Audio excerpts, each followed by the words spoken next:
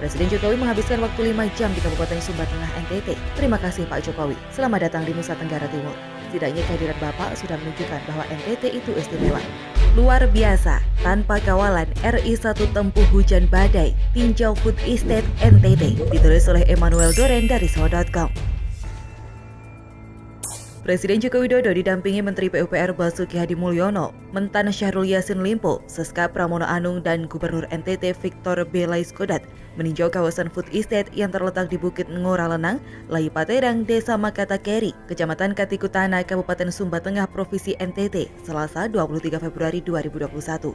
Kementerian PUPR bersama dengan Kementerian Pertanian saat ini tengah mengembangkan program Food Estate di Provinsi NTT yang diharapkan menjadi lumbung pangan baru di luar Pulau Jawa dan menjadi salah satu program strategis nasional atau PSN 2020-2024. Hujan deras mengguyur lokasi Food Estate di Desa Makata Keri, Kecamatan Katikutana, Kabupaten Sumba Tengah, Provinsi Nusa Tenggara Timur, ketika rombongan RI1 Joko Widodo tiba. Dengan mengenakan kemeja putih tanpa kawalan Jokowi seorang diri berjalan menempuh hujan deras menyusuri area sawah yang menjadi lokasi Food Estate. Kejadian RI1 tempuh hujan badai di tengah luasnya hamparan sawah yang berpotensi adanya petir dengan menggunakan payung hitam seorang diri ini direkam dan dibagikan Dekri Christopher Katupu di akun Facebooknya. Hingga tulisan ini diturunkan, postingan ini sudah mendapat 3.250 like, 1.300 komentar, dan kurang lebih 1.700 kali dibagikan. Postingan ini mendapat tanggapan positif dari masyarakat NTT dan juga masyarakat NTT yang berada di perantauan. Semua pada umumnya terharu, bangga, dan bahagia karena sepanjang sejarah hanya Jokowi RI1 yang berkenan menginjakkan kakinya di Pulau Sumba. Dekri Christopher Katupu dalam komentarnya mengungkapkan betapa bahagianya dia ketika akun FB Tri Batubal menyuruh dia mencari kesempatan untuk berfoto dengan RI1. Lihat jarak dekat saja hati sudah senang sekali Alen. Kapan lagi bisa lihat presiden dari jarak 5 meter Alen? Akun FB Rambu Meha pun ikut menanggapi. Aduh, sungguh luar biasa Bapak Presiden, tak kenal panas dan hujan. Langkahmu begitu pasti yang membuat masyarakat Sumba berbangga dan terharu dengan ketulusan hatimu. Tuhan memberkati. Akun FB Simon Fahik pun tak mau ketinggalan. Luar biasa Bapak Presiden tanpa dikawal menerobos hujan lebat. Tuhan lindungi senantiasa Bapak Presiden kami. Akun Mia Ina menulis hati terharu melihat pemimpin besar turun ke ladang. Sehat selalu Bapak Jokowi. Ketika RI1 sendirian melintasi sawah di tengah hujan deras, netizen sempat dibuat cemas. Bahkan ada yang mengkhawatirkan keselamatan Presiden Joko Widodo. Akun FB Sidik Oskra misalnya mengkhawatirkan hujan deras yang berpotensi petir. Waduh, Bapak Presiden nekat. Padahal di sawah biasanya banyak petir kalau sedang hujan. Semoga petirnya tak mau datang saat itu. Semoga aman sampai akhir acara. Ragam komentar netizen membuktikan bahwa masyarakat Indonesia, khususnya NTT, menaruh hormat dan cinta yang mendalam untuk RI1. Bahkan tanpa ragu-ragu ada netizen menyebut RI1 dengan sapaan akrab Umbu Jokowi. Akun FB Deborah Hunga berkomentar, hujan badai bukan halangan.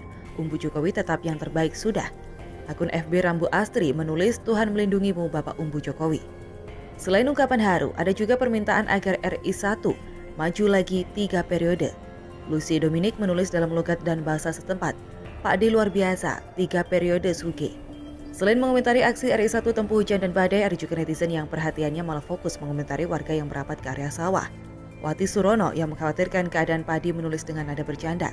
Tanggung jawab yang injak padi yang langsung ditangkis akun FB Yosin Rambu dengan komentar yang tak kalah lucu. Intinya bisa lihat langsung, padinya itu urusan kemudian. Presiden Jokowi menghabiskan waktu 5 jam di Kabupaten Sumba Tengah, NTT. Setelah meninjau lokasi Food Estate, beliau kemudian terbang ke Kabupaten Sika, Provinsi Nusa Tenggara Timur untuk meresmikan bendungan Napun Kete. Terima kasih Pak Jokowi. Selamat datang di Nusa Tenggara Timur. Setidaknya kehadiran Bapak sudah menunjukkan bahwa NTT itu istimewa.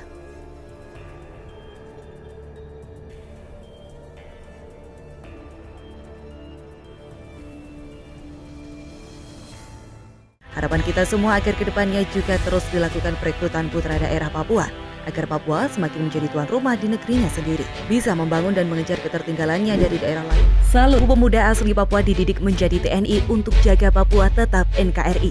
Ditulis oleh Cak Sud dari Soho.com. Luar biasa Papua dalam hal ini Provinsi Papua Barat, dengan kreativitasnya memanfaatkan otonomi khusus yang disandang provinsinya, para pemimpin di sana, gubernur dan pangdam bekerja sama dengan para bupati, camat, dan tokoh adat setempat sudah berhasil menyiapkan 1.000 orang pemuda dan pemudi asli Papua untuk menjadi prajurit Tentara Nasional Indonesia. Program tersebut muncul saat Jenderal asli Papua Ali Hamdan Bugra yang masih berpangkat Mayor Jenderal diangkat Kepala Staf Angkatan Darat atau Kasat Jenderal TNI Andika Perkasa menjadi Pangdam 18 Kasuari Papua Barat pada April 2020. Cita-cita luhur beliau sebagai putra asli Papua untuk membangun tanah kelahirannya dengan membangun sumber daya manusia di Papua Barat patut diacungi jempol. Luar biasa salut kita bagi Jenderal Hamdan Bugra. Tetapi sayangnya beliau dipindahkan ke Mabes. Namun program 1000 tentara asli Papua tetap berjalan dan dilanjutkan oleh Pangdam 18 Kasuari penggantinya Maijen TNI Inyoman Cantiasa. Mungkin banyak di antara kita juga yang masih belum tahu bahwa di Papua ada 2 provinsi, yaitu Provinsi Papua dan Provinsi Papua Barat. Provinsi Papua Barat termasuk provinsi yang masih baru, sebuah provinsi yang terletak di ujung barat Pulau Papua. Manokwari adalah ibu kotanya. Sebelumnya nama provinsi ini adalah Irian Jaya Barat yang ditetapkan dalam Undang-Undang Nomor 45 Tahun 99. Berdasarkan Peraturan Pemerintah Nomor 24 Tahun 2007 tanggal 18 April 2007, nama provinsi ini diubah menjadi Papua Barat. Papua Barat dan Papua keduanya merupakan provinsi yang memperoleh status otonomi khusus. Provinsi Papua Barat meski telah menjadi provinsi tersendiri, tetap mendapat perlakuan khusus sebagaimana provinsi induknya. Provinsi ini bahkan memiliki KPUD sendiri dan sudah menyelenggarakan pemilu untuk pertama kalinya pada tanggal 5 April 2004. Di Provinsi Papua Barat sendiri, sebelumnya wilayah teritorial militernya ada di bawah Kodam 17 Cendrawasih. Akan tetapi sejak 2014 telah menjadi Kodam sendiri dan disebut Kodam 18 Kasuari, dengan pangdam pertamanya adalah putra asli Papua, yaitu Mayor Jenderal Jopie Onesimus Wayangkau. Diresmikan pada 19 Desember 2016 oleh Kasat Jenderal Mulyono, Kodam 18 Kasuari menaungi wilayah antara lain Korem Biak dan Korem Sorong. Dengan berdirinya Kodam ini maka bertambah kuatlah kedaulatan NKRI di wilayah Papua khususnya di wilayah Papua Barat. Akan tetapi tentu saja dengan berdirinya Kodam 18 Kasuari ini diperlukan tenaga-tenaga prajurit baru yang bisa mengisi pos-pos yang ada. Yang terbaik adalah prajurit yang berasal dari tanah Papua sendiri. Untuk itu sebagaimana yang telah dituliskan pada paragraf pertama bahwa Pangdam 18 Kasuari kedua yaitu Maijen Ali Hamdan Bugra telah menetapkan untuk merekrut 1000 orang pemuda dan pemudi Papua asli untuk menjadi anggota TNI yang nantinya akan ikut serta berperan aktif menjaga kedaulatan wilayahnya. Lalu pada akhirnya dengan bekerja sama dengan Gubernur Papua Barat Domingus Mandajan, maka dimulailah formasi penerimaan 1000 bintara asli Papua dengan memanfaatkan dana otonomi khusus. Dan dengan persetujuan dari Kasat, akhirnya memberikan kuota khusus berupa dibukanya penerimaan calon bintara TNI sebanyak 1000 orang putra daerah Papua atau yang biasa disebut dengan orang asli Papua. Kemudian dikarenakan daya tampung pusat pelatihan militer di Kodam Kasuari yang masih terbatas yaitu sekitar 500 dan tenaga pendidiknya pun juga masih terbatas sehingga diputuskan bahwa para calon prajurit bintara akan dilatih dan dididik di berbagai kodam di seluruh Indonesia, mungkin di Jawa atau Sumatera. Ke-1000 pemuda dan pemudi itu akan disebar ke Rindam 3 Siliwangi Bandung sebanyak 330 siswa, ke Rindam 4 Diponegoro Semarang sebanyak 240 siswa, ke Rindam 5 Brawijaya Surabaya sebanyak 260 siswa, dan ke Rindam Jaya Jakarta sebanyak 130 siswa. Sisanya sebanyak 40 adalah pemudi asli Papua akan dididik di Pusat Pendidikan Wanita Angkatan Darat. Rencananya pendidikan akan dilangsungkan selama 20 minggu dimulai sejak 4 November 2020 dan berakhir 23 Maret 2021. Menurut Pangdam 18 Kasuari, daerah teritorial seperti kodim-kodim di wilayahnya personelnya masih didatangkan dari Pulau Jawa dan beberapa pulau lainnya di Indonesia. Dalam hal ini, satuan BKO teritorial yang di wilayah adalah satuan-satuan tugas yang saat ini mengisi kodim-kodim persiapan yang ke depan akan dijadikan kodim definitif. Diharapkan para pemuda asli Papua tersebut setelah pendidikan akan menempati pos-pos tersebut. Harapan dan cita-cita dari Legend Ali Hamdan Bugra yang sudah tidak menjabat Pangdam 18 Kasuari dan sekarang sudah diangkat oleh Kasat menjadi koordinator staf ahli Kepala Staf Angkatan Darat di Mabes tersebut akhirnya terwujud dan 1000 orang putra-putri asli Papua sudah mulai dikirim ke pusat-pusat pelatihan militer.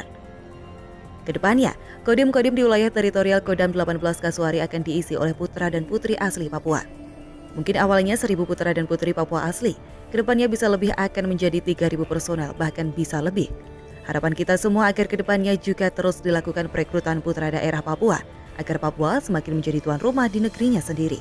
Bisa membangun dan mengejar ketertinggalannya dari daerah lain dan tetap menjaga agar menjadi bagian dari NKRI. Dan tidak ada lagi manusia-manusia oportunis yang menjual nama Papua untuk kepentingan pribadi.